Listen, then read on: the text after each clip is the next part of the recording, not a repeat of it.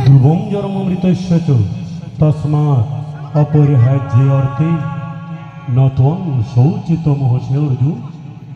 জন্ম হলে মৃত্যু শুধু নিশ্চিত নয়, এটা সুনিশ্চিত। আবার মৃত্যু হলে এই যে রঞ্জিত, যিনি শ্রী বা শ্রীমান শ্রীযুক্তবাবু রঞ্জিতশীল হয়ে এই জগৎ সংসারে কিছুদিন আগে ছিল, 15টা দিন আগে, 1 মাস আগে, যিনি সংসার ইলা সাঙ্গ করে যেতে হয়েছে তাকে। এটা দ্বারা কি বুঝিয়েছেন?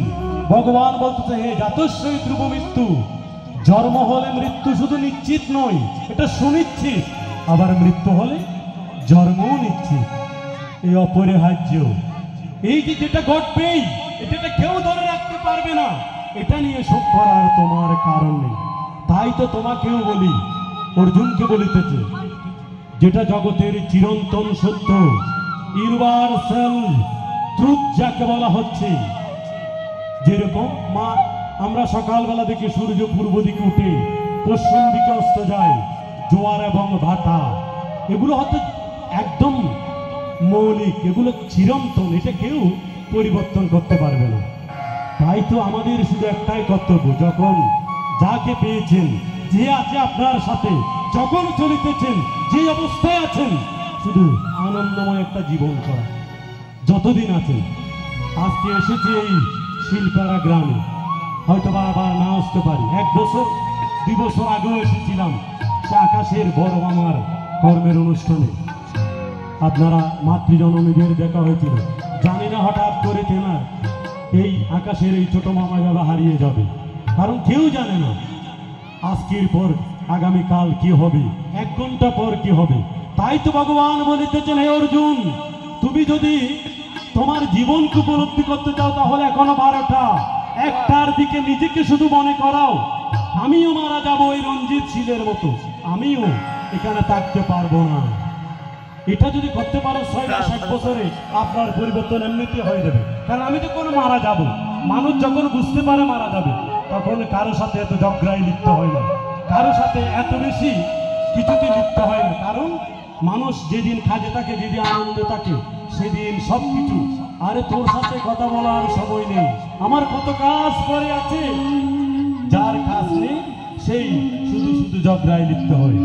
তাই এসেছি আজকের এই, যার নামের আগে শ্রীযুক্ত ছিল, যিনি না চাইলেও যোগ করতে হয়েছে স্বর্গীয় নামটা, স্বর্গীয় রঞ্জিত দেবশীল।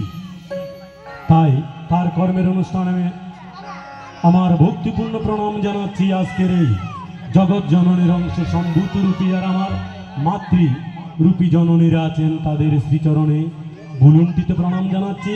প্রণাম জানাচ্ছি শিবের তুল্য নারায়ণের সে পালিত পুরুষ রূপী ব্রহ্মার সৃষ্টি যারা, সেই পুরুষের চরণে, এবং জাগ্রত যুব সমাজ, স্নেহের ছোট্ট ভাই বোন সকলকে আমার যথাযোগ্য মতে সে ভক্তিপূর্ণ প্রণাম, শুভেচ্ছা ও স্নেহাশীষ জানিয়ে পবিত্র মায়ের চরণে আত্মনিবেদন করতে যাচ্ছি।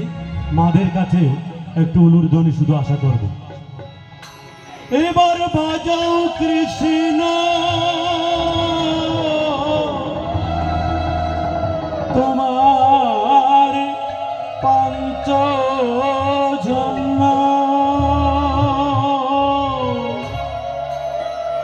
বাজাও কৃষ্ণ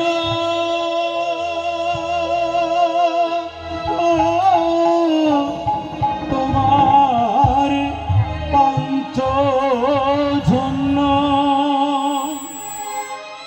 বাজাও কৃষ্ণ ওই তোমার তোমার পাঞ্চজন্য,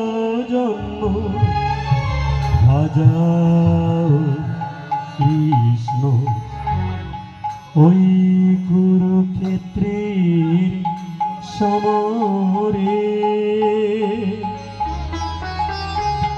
সমরে সমরে সমরে